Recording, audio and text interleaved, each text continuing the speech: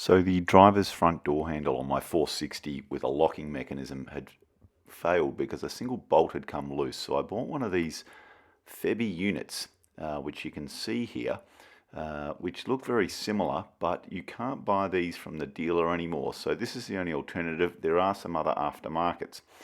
And this is how the Febi unit is provided. From the external, it looks very, very similar. It comes with two keys, it's got the seals attached, and everything looks nice and new. Now, in saying this, the keys are slightly different in that they look like later 1, 2, 3 keys with the blade mechanism that you will see.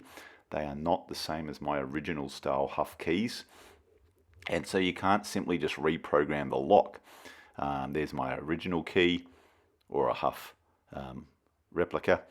And so the external dimensions are the same. The plastic handle is the same, but the lock mechanism is different. Now that's the bolt that came out of mine, and I think they're press fit in, and I thought about gluing it in, but as the handle's the same, I started to think, well, what can I do to keep the original key? Because I didn't want other keys. Now there's those pressed units which come loose, and I've seen this on a few handles of 460s. So when I had a look at this, I originally thought I'd adjust the barrel of the new one to just put the old locking mechanism in. That does not work. So here's the old unit at the bottom and the new unit at the top. The new unit's had the barrel removed, and this is how you disassemble the old locking mechanism. So there is that controlling arm.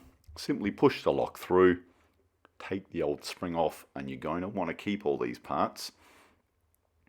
Push the lock mechanism through, and careful the leaves do not come flying out, but you'll want to give this a good cleaning at the time because there is so much rubbish built up on these. It will work much better once you've given it a degreasing and a clean.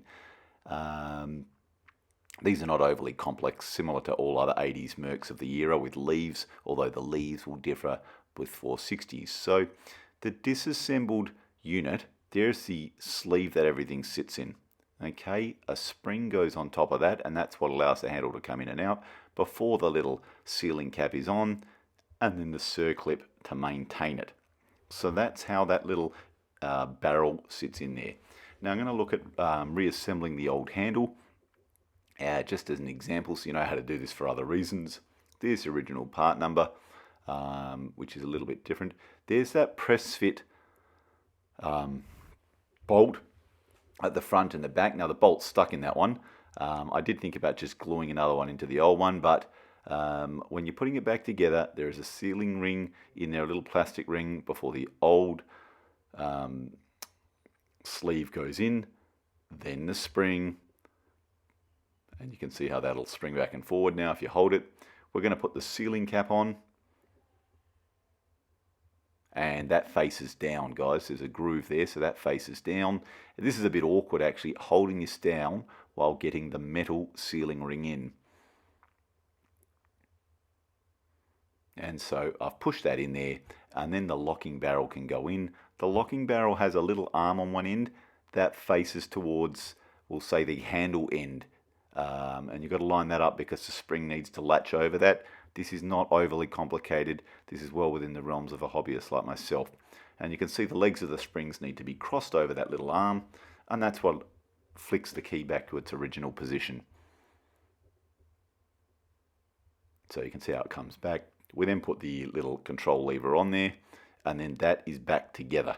Now, I'm not using this again. I just wanted to show how that goes apart and back together, because I still don't have that bolt at the end of it. So what I'm going to do next is disassemble this and put all those fittings in the new handle after removing the fittings from the new handle. If you're willing to accept the new key, you can do that, but it won't match anything else. So the new ones are slightly different. They have a metal circlip which comes off before the little controlling rod comes off. Then you can push the locking mechanism through. As always, hold that horizontally so the leaves don't go flying out, but those have press fittings. They're not as easy to get out, those leaves. This one has a larger spring on it, which is not the same as the old, and then there is a white sealing cap or sealing ring rather than a metal circlip. This thing deforms, and I don't know it to be reusable, so you pull all the fittings out, and now we're back to the basics of having a nice new plastic handle with those little bolts still attached. So now I'm just going to reverse fit all the other pieces. They are not identical to handles actually. In the new handle, the little area where the circlip goes is a slightly different diameter. Now take the sealing rubber ring off the new one and put it on the old one. That's to stop the ingress of debris into your little sleeve. I'm going to use the old spring, the old metal sealing cap, excuse me, and then I'm going to put the metal circlip on. This is a little bit awkward and a bit difficult, but it is doable, and so rest assured you can swap this over to keep your original key in the new handle. So there's a little bit of messing around and a few unsavory words, but in it goes. And now we're ready. You can see that springs in and out. We're now ready to put the locking barrel in. Always put the key in when you're not doing anything with these. It stops the sleeves or leaves from falling out. So you can see now it fits.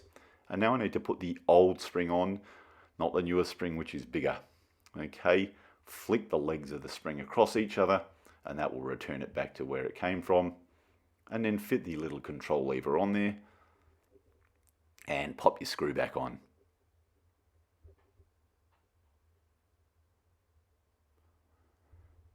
So now everything is back together, and if we turn the key, it will return to its original position.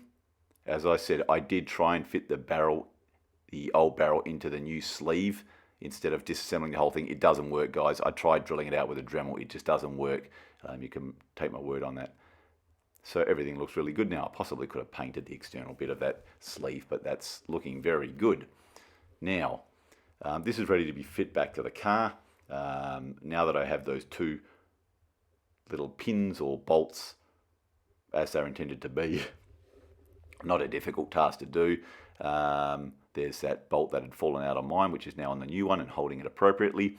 The one thing I did note though is that once this is in, the button does not go fully in.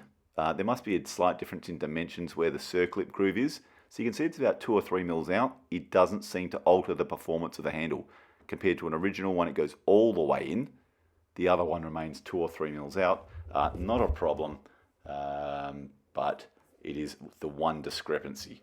So I hope this has been of help, guys.